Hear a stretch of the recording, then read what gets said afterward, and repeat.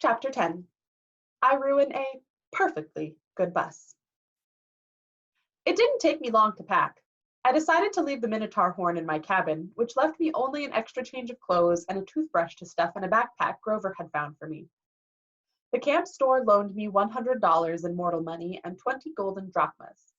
These coins were as big as Girl Scout cookies and had images of various Greek gods stamped on one side and the Empire State Building on the other.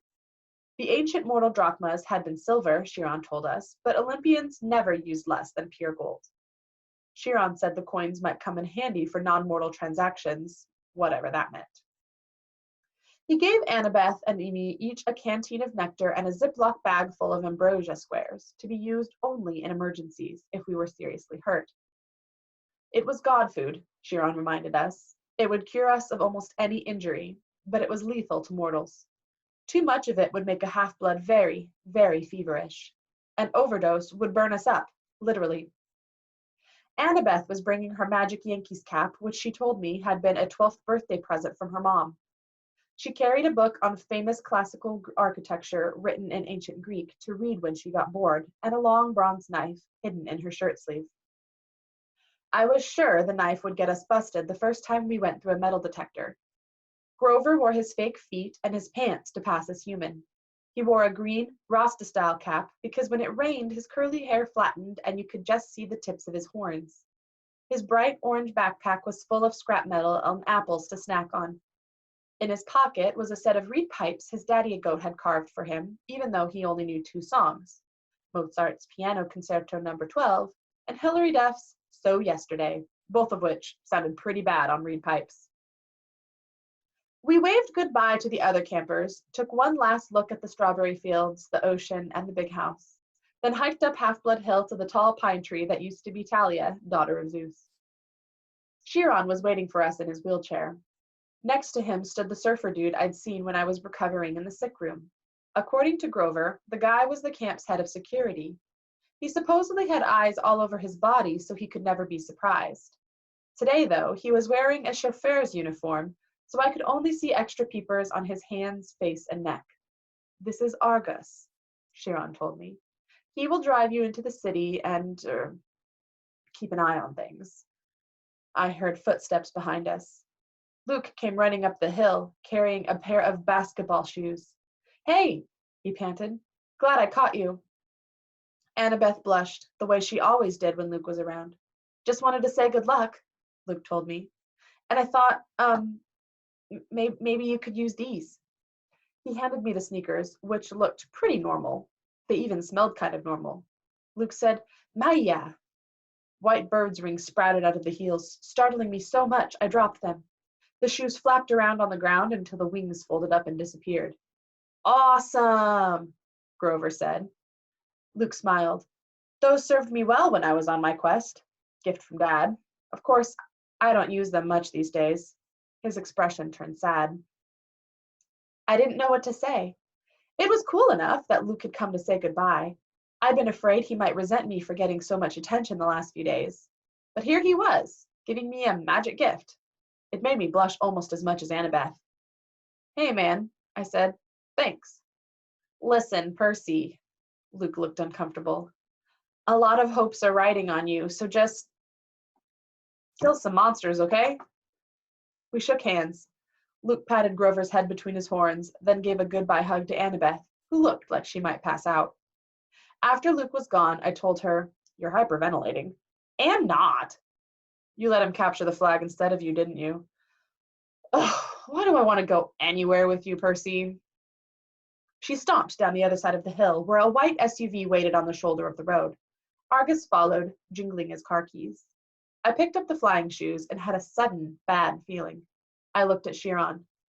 I won't be able to use these, will I? He shook his head. Luke meant well, Percy, but taking to the air, that might not be wise for you. I nodded, disappointed, but then I got an idea. Hey, Grover, you want a magic item? His eyes lit up. Me? Pretty soon we'd lace the sneakers over his fake feet and the world's first flying goat boy was ready for launch. Maya! He shouted. He got off the ground okay, but then fell over sideways so his backpack dragged through the grass. The winged shoes kept bucking up and down like tiny broncos. Practice, Chiron called after him. You just need practice. Ah! Grover went flying sideways down the hill like a possessed lawnmower heading toward the van. Before I could follow, Chiron caught my arm. I should have trained you better, Percy, he said. If only I had more time. Hercules, Jason, they all got more training. That's okay. I just wish. I stopped myself because I was about to sound like a brat. I was wishing my dad had given me a cool magic item to help on the quest, something as cool as Luke's flying shoes or Annabeth's invisible cap. What am I thinking? Chiron cried. I can't let you get away without this. He pulled a pen from his coat pocket and handed it to me. It was an ordinary disposable ballpoint, black ink, removable cap. Probably cost 30 cents. Gee, I said. Thanks. Percy, that's a gift from your father. I've kept it for years, not knowing you were who I was waiting for. But the prophecy is clear to me now. You are the one.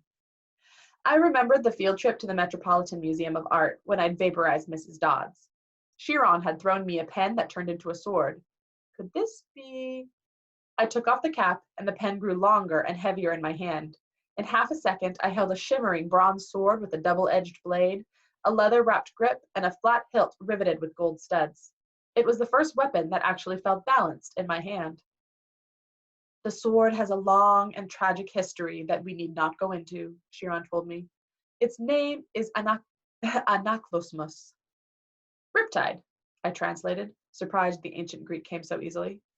Use it only for emergencies, Chiron said, and only against monsters. No hero should harm mortals unless absolutely necessary, of course. But the sword wouldn't harm them in any case. I looked at the wickedly sharp blade. What do you mean it wouldn't harm mortals? How could it not? The sword is celestial bronze, forged by the Cyclops, tempered in the heart of Mount Etna, cooled in the river Lethe. It's deadly to monsters, to any creature from the underworld, provided they don't kill you first. But the blade will pass through mortals like an illusion. They simply are not important enough for the blade to kill. And I should warn you, as a demigod, you can either be killed by either celestial or normal weapons. You are twice as vulnerable. Good to know. Now recap the pen. I touched the pen cap to the sword tip and instantly Riptide shrank to a ballpoint pen again. I tucked it in my pocket, a little nervous, because I was famous for losing pens at school. You can't, Chiron said. Can't what? Lose the pen, he said. It is enchanted. It will always reappear in your pocket. Try it. I was wary, but I threw the pen as far as I could down the hill and watched it disappear in the grass. It may take a few moments, Chiron told me. Now check your pocket. Sure enough, the pen was there. Okay, that's extremely cool, I admitted. But what if a mortal sees me pulling out a sword? Chiron smiled. Mist is a powerful thing, Percy. Mist? Yes, read the Iliad. It's full of references to the stuff. Whenever divine or monstrous elements mix with the mortal world, they generate mist, which obscures the visions of humans. You will see things just as they are, being a half-blood, but humans will interpret things quite differently. Remarkable, really, the lengths to which humans will go to fit things into their visions of reality. I put Riptide back in my pocket.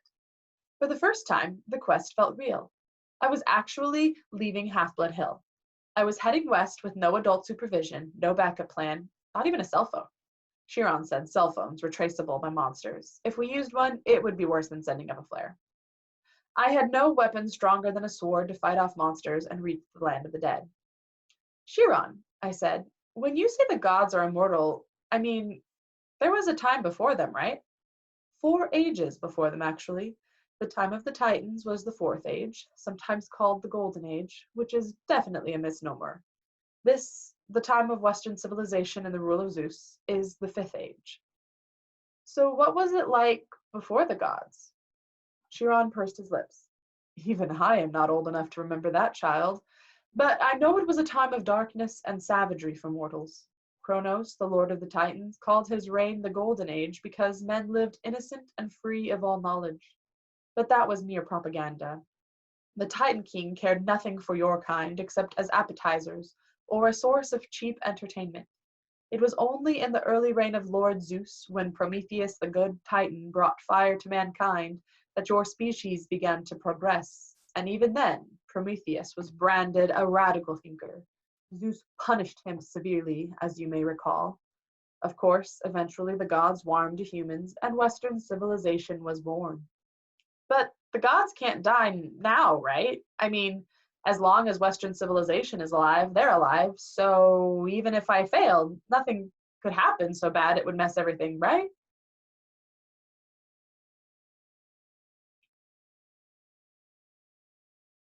Chiron gave me a melancholy smile. No one knows how long the Age of the West will last, Percy. The gods are immortal, yes, but then so were the Titans. They still exist, locked away in their various prisons, forced to endure endless pain and punishment, reduced in power, but still very much alive. May the fates forbid that the gods should ever suffer such a doom, or that we should ever return to the darkness and chaos of the past. All we can do, child, is follow our destiny. Our destiny, assuming we know what that is. Relax, Chiron told me. Keep a clear head. And remember, you may be about to prevent the biggest war in human history. Relax, I said. I'm very relaxed. When I got to the bottom of the hill, I looked back. Under the pine tree that used to be Talia, daughter of Zeus, Chiron was now standing in full horseman form, holding his bow high in salute. Just your typical summer camp send-off by your typical centaur. Argus drove us out of the countryside and into western Long Island. It felt weird to be on a highway again, Annabeth and Grover sitting next to me as if we were normal carpoolers. After 2 weeks at Half-Blood Hill, the real world seemed like a fantasy.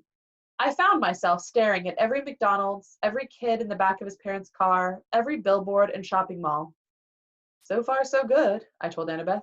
10 miles and not a single monster. She gave me an irritated look. It's bad luck to talk that way, seaweed brain. Remind me again, why do you hate me so much? I don't hate you. Could have fooled me. She folded her cap of invisibility.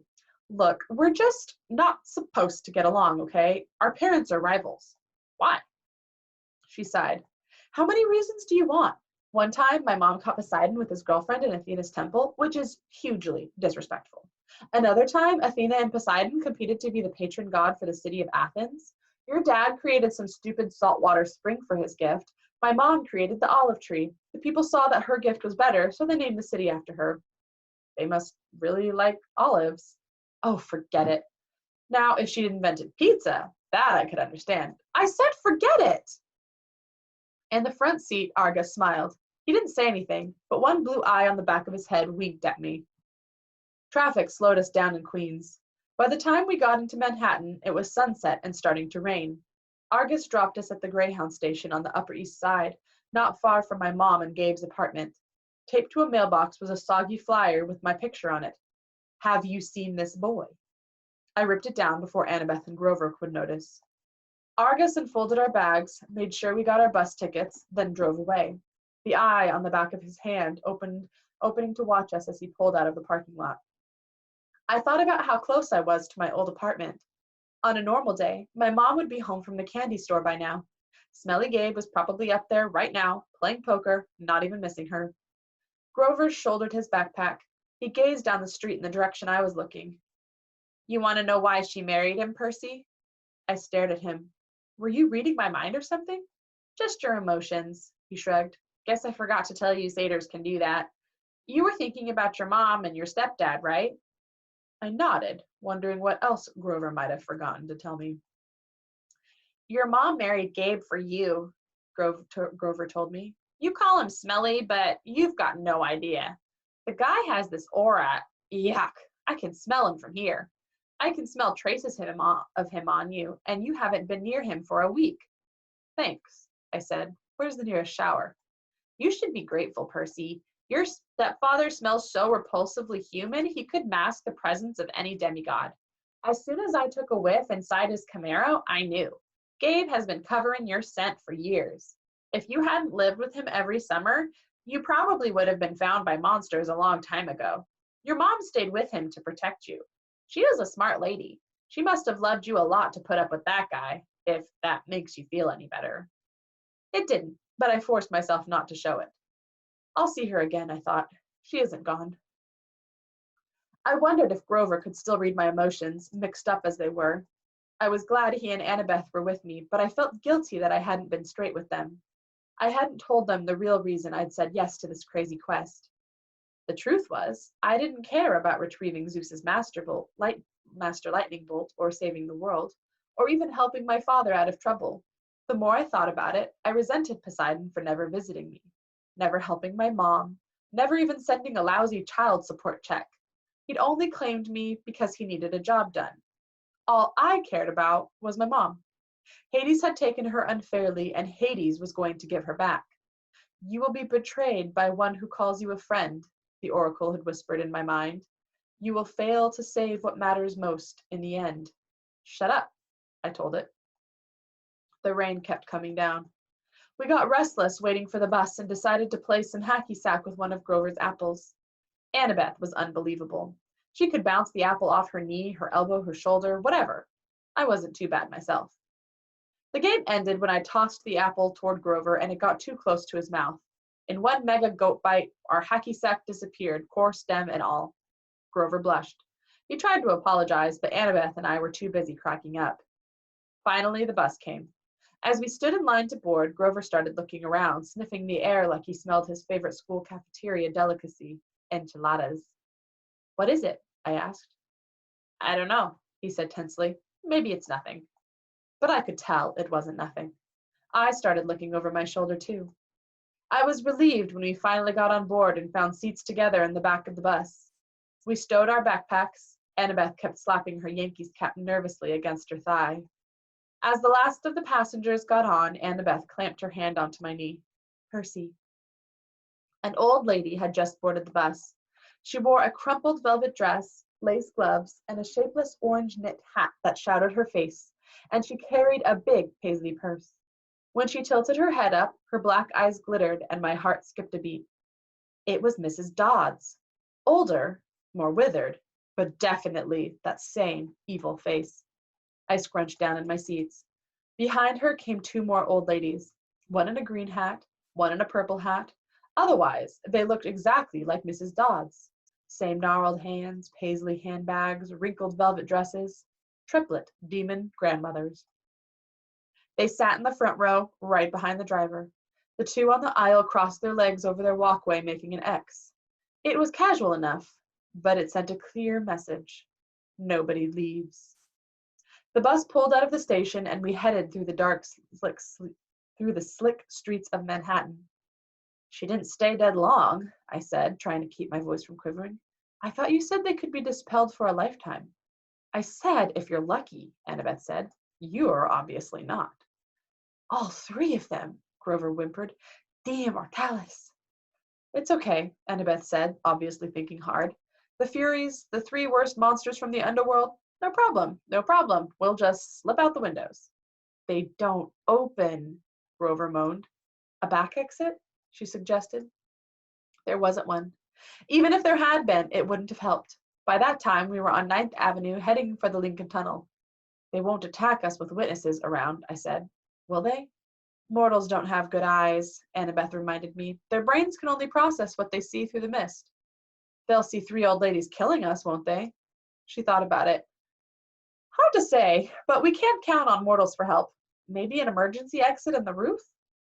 We hit the Lincoln Tunnel and the bus went dark except for the running lights down the aisle. It was eerily quiet with the sound of the rain. Mrs. Dodds got up. In a flat voice, as if she'd rehearsed it, she announced to the whole bus, I need to use the restroom. So do I, said the second sister. So do I, said the third sister. They all started coming down the aisle. I've got it, Annabeth said. Percy, take my hat. What? You're the one they want. Turn invisible and go up the aisle. Let them pass you. Maybe you can get to the front and get away. You guys, there's an outside chance they might not notice us, Annabeth said. You're a son of one of the big three. Your smell might be overpowering. I can't just leave you. Don't worry about us, Grover said. Go. My hands trembled. I felt like a coward, but I took the Yankees cap and put it on. When I looked down, my body wasn't there anymore. I started creeping up the aisle. I managed to get up 10 rows, then duck into an empty seat just as the Furies walked past. Mrs. Dodds stopped, sniffing, and looked straight at me. My heart was pounding. Apparently, she didn't see anything. She and her sisters kept going. I was free. I made it to the front of the bus. We were almost through the Lincoln Tunnel now. I was about to press the emergency stop button when I heard hideous wailing from the back row. The three old ladies were not old ladies anymore. Their faces were still the same. I guess those couldn't get any uglier. But their bodies had shriveled into leathery brown hag bodies with bats' wings and hands that beat like gargoyle claws. Their handbags had turned into fiery whips. The Furies surrounded Grover and Annabeth, lashing their whips, hissing, "Where is it? Where?" The other people on the bus were screaming, cowering in their seats. They saw something, all right. "He's not here!" Annabeth yelled. "He's gone!" The Furies waved their whips. Annabeth drew her bronze knife. Grover grabbed a tin can from his snack bag and prepared to throw it. What I did next was so impulsive and dangerous, I should have been named ADHD Poster Child of the Year. The bus driver was distracted, trying to see what was going on in his rearview mirror. Still invisible, I grabbed the wheel from him and jerked it to the left. Everybody howled as they were thrown to the right, and I heard what I hoped was the sound of three Furies smashing against the windows. "Hey!" the driver yelled. "Hey, whoa!" He wrestled for the wheel. The bus slammed against the side of the tunnel, grinding metal, throwing sparks a mile behind us. We careened out of the Lincoln Tunnel and back into the rainstorm. People and monsters tossed around the bus, cars plowed aside like bowling pins. Somehow, the driver found an exit. We shot off the highway through half a dozen traffic lights and ended up barreling down one of those New Jersey rural roads where you can't believe there's so much nothing right across the river from New York. There were woods to our left, the Hudson River to our right, and the driver seemed to be veering toward the river. Another great idea. I hit the emergency brake. The bus wailed, spun a full circle on the wet asphalt, and crashed into the trees. The emergency lights came on. The doors flew open. The bus driver was the first one out, the passengers yelling as they stampeded after him. I stepped into the driver's seat and let them pass. The Furies regained their balance. They lashed their whips at Annabeth while she waved her knife and yelled in ancient Greek, telling them to back off. Grover threw tin cans. I looked at the open doorway. I was free to go, but I couldn't leave my friends. I took off the invisible cap. "Hey!" The Furies turned, baring their yellow fangs at me, and the exit suddenly seemed like an excellent idea. Mrs. Dodd stalked up the aisle just as she used to do in class, about to deliver my F- math test. Every time she flicked her whip, red flames danced along the barbed leather. Her two ugly sisters hopped on tops of the seats on either side of her and crawled toward me like huge, nasty lizards. "Perseus Jackson," Mrs. Dodd said, in an accent that was definitely from somewhere farther south than Georgia. "You have offended the gods. You shall die." "I liked you better as a math teacher," I told her. She growled. Annabeth and Grover moved up behind the Fury cautiously, looking for an opening. I took the ballpoint pen out of my pocket and uncapped it. Riptide elongated into a shimmering double-edged sword. The Furies hesitated. Mrs. Dodds had felt Riptide's blade before. She obviously didn't like seeing it again. "Submit now," she hissed, "and you will not suffer eternal torment." "Nice try," I told her. "Percy, look out!" Annabeth cried. Mrs. Dodds lashed her whip around my sword hand while the Furies on either side lunged at me. My hand felt like it was wrapped in molten lead, but I managed not to drop Riptide. I stuck the Fury on the left with a tilt, sending her toppling backward into a seat. I turned and sliced the Fury on the right. As soon as the blade connected with her neck, she screamed and exploded into dust. Annabeth got Mrs. Dodds in a wrestler's hold and yanked her backward while Grover ripped the whip out of her hands. "Ow!" he yelled. "Ow, ha, ha!" The Fury I'd hilt slammed came at me once again, talons ready, but I swung Riptide and she broke open like a piñata. Mrs. Dodds was trying to get Annabeth off her back. She kicked, clawed, hissed, and bit, but Annabeth held on while Grover got Mrs. Dodds' legs tied up in her own whip. Finally, they both shoved her backward into the aisle. Mrs. Dodds tried to get up, but she didn't have room to flap her bat wings, so she kept falling down. "Zeus will destroy you," she promised. "Hades will have your soul." "Brachas meas vestimini," I yelled. I wasn't sure where the Latin came from. I think it meant eat my pants. Thunder shook the bus. The hair rose on the back of my neck. "Get out!" Annabeth yelled at me. "Now!" I didn't need any encouragement. We rushed outside and found the other passengers wandering around in a daze, arguing with the driver or running in circles, yelling, "We're going to die!" A Hawaiian-shirted tourist with a camera snapped my photograph before I could recap my sword. "Our bags," Grover realized. "We left our—" Boom! The windows of the bus exploded as the passengers ran for cover. Lightning shredded a huge crater in the roof, but an angry wail from inside told me Mrs. Dodds was not dead yet. "Run," Annabeth said. "She's calling for reinforcements. We have to get out of here." We plunged into the woods as the rain poured down, the bus in flames behind us, and nothing but darkness overhead.